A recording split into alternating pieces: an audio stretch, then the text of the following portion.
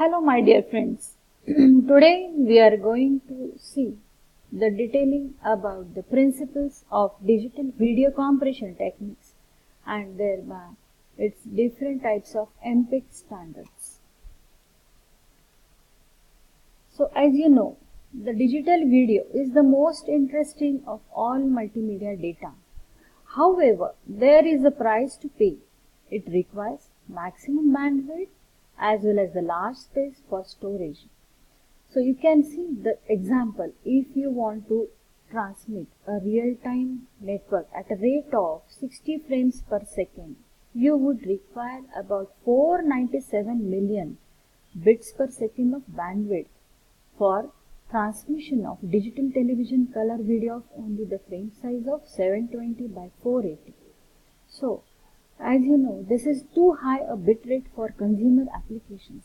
Therefore, efficient video compression techniques are essential in order to make digital video applications feasible. So, we use the compression basically means to reduce the image data. A digitized analog video sequence can comprise of up to 165 megabits per second of data. To reduce the media overheads for distributing these sequences, the following techniques are commonly employed to achieve desirable reductions in image data. So, as a result of these subtle reductions, a significant reduction in resultant file size for the image sequence is achievable with little or no adverse effect in their visual quality. The extent to which these image modifications are humanly visible is typically dependent upon the degree to which the chosen compression technique is used. So, it is reduction in color nuisance within the image, reduce the color resolution with respect to the prevailing light intensity, to remove the small invisible parts of the picture, and compare adjacent images and remove details that are unchanged between two images. So often we can see that 50% to 90% compression can be achieved with no visible difference, and in some scenarios in it even beyond 95%. So friends, compression types are basically of two types. First one is lossless compression, which can be achieved with 2 to 5 times, and for 5 to 250 times it is called the loss compression. So lossless compression produces exactly the same data out as it went into the process, like over a telephone model. Lossy compression allows changes to occur in the data such that subtle approximations are made to the images or sounds that the viewer will not be able to notice. So my friends, so here I am going to ask you one question. It is called the reflection spot question. So think over on this my question. Take a pause. Take up 1 minute and write down the answer of my question in your notebook. So my question is, what we achieve using compression?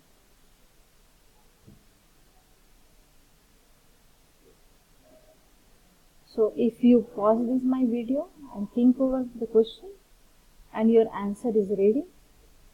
So now I am going to tell you my answer for my question is the compression.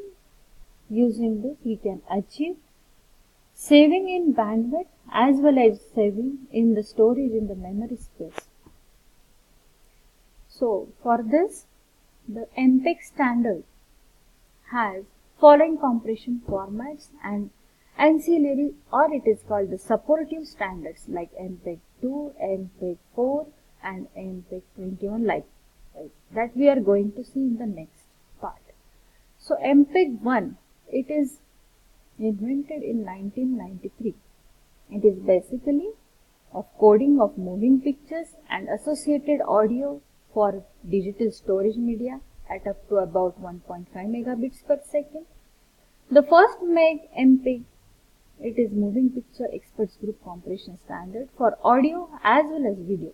It is commonly limited to about 1.5 megabits per second. Although the specification is capable of much higher bit rates, it was basically designed to allow moving pictures and sound to be encoded into the bit rate of a compact disc that is often called as a CD. It is an audio CD or video CD. It was used in digital satellite, cable TV services, that is but before MPEG-2 became widespread. To meet the low bit requirement, MPEG-1 downsamples the image as well as it uses the picture rates of only 24-30 Hz, resulting in a moderate quality. It includes the popular MPEG-1 audio layer 3 and audio compression format. In this, MPEG-2 is invented in 1995. It is the generic coding of moving pictures and associated audio transformation, transport, video and audio standards for broadcast quality television. MPEG-2 standard was used considerably broader in scope and of wider appeal, supporting interlacing and high definition. MPEG-2 is considered important because it has been chosen as a compression scheme for over-the-air digital television, digital satellite services like Dish Network, DVD video, etc. It is also used on Blu-ray disc, but it is normally used for MPEG-4 Part 10. So, for it contains the high definition content. MPEG-3, normally it is not in use because you don't confuse with the MPEG-3, which is not the MPEG-3 audio. It is mainly dealt with the standardizing, scalable and multi-resolution compression and was intended for only high-definition television compression, but was found to be redundant and was merged with the MPEG-2. As a result, there is no MPEG-3 standard. Remember, my friends. So, MPEG-4 is invented directly instead of MPEG-3 in 1998. Coding of it is audio-visual objects. MPEG-4 uses coding tools with additional complexity to achieve higher compression factors than MPEG-2. In addition to more efficient coding of video, MPEG-4 moves closer to computer graphics applications. Nowadays, it is very useful in your day-to-day applications like animation, like making a picture strip, etc. The MPEG-4 decoder effectively becomes a rendering processor, and the compressed bit stream describes three-dimensional shape and surface structure.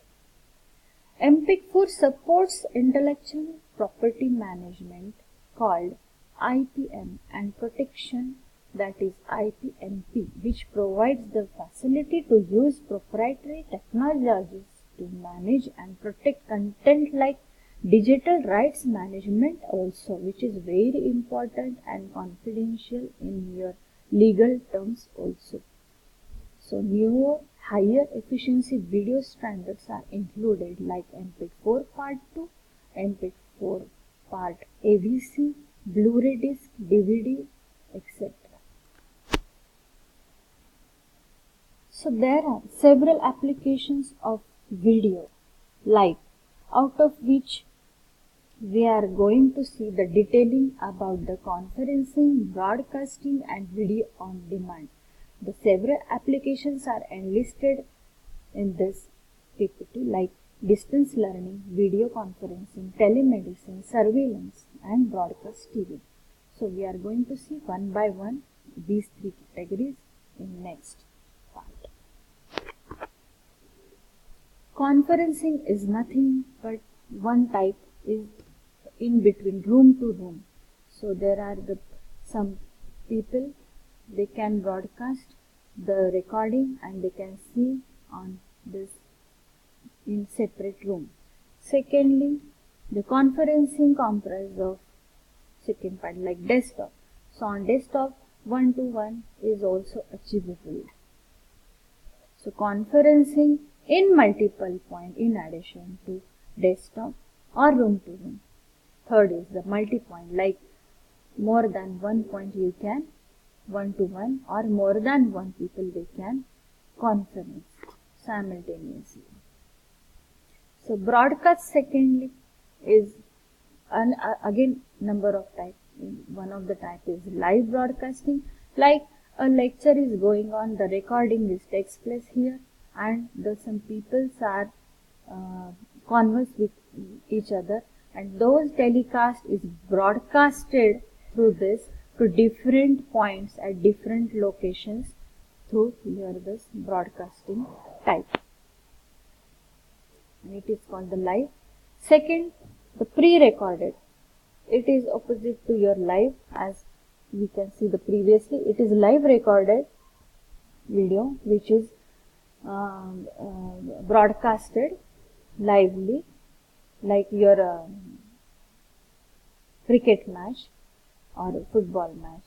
So broadcast, it is pre-recorded. Pre-recorded means it is at the server end, and that server recorded tape is again telecast at different points.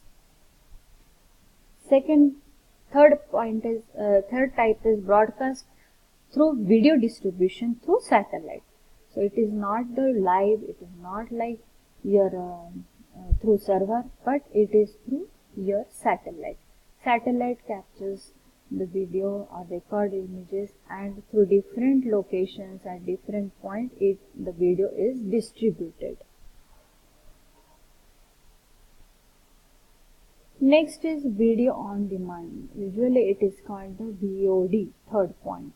So through video server it is broadcasted, and you can demand whatever be the requirement. As per your requirement, it gets broadcasted as a news channel, as a sports channel, as a entertainment, as your live recording, or as your business like structure.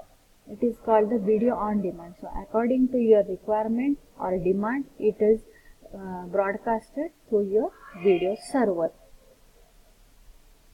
So video compression standards basically comprise of this video quality and its bandwidth requirement. In this slide it is shown for motion JPEG, then MPEG-2, MPEG-1.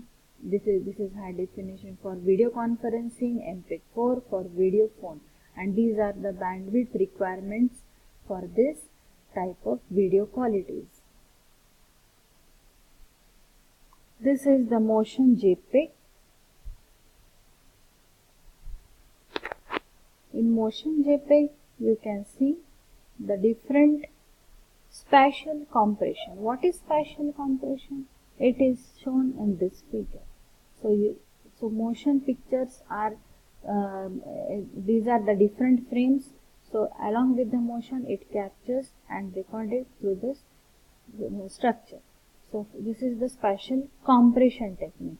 So it is embedded, and for video compression you can see this is the video sequence of different frames. So these different video frames are in this conversion. You can see the group of pictures, different group of pictures. In that one, if we can select the picture, one picture, again in one picture we can select the slice, and in slice there is again one macro block. Again in that macro block there are 4 parts. You can take one block, select one part, it is called the block, and that block is having 8 by 8 pixel of size. So in this conversion of digital part, it is basically the typical one in which the frames are sampled down to pixel level and converted to a digital representation. Here, within a video sequence, a set of frames is defined as a group of pictures.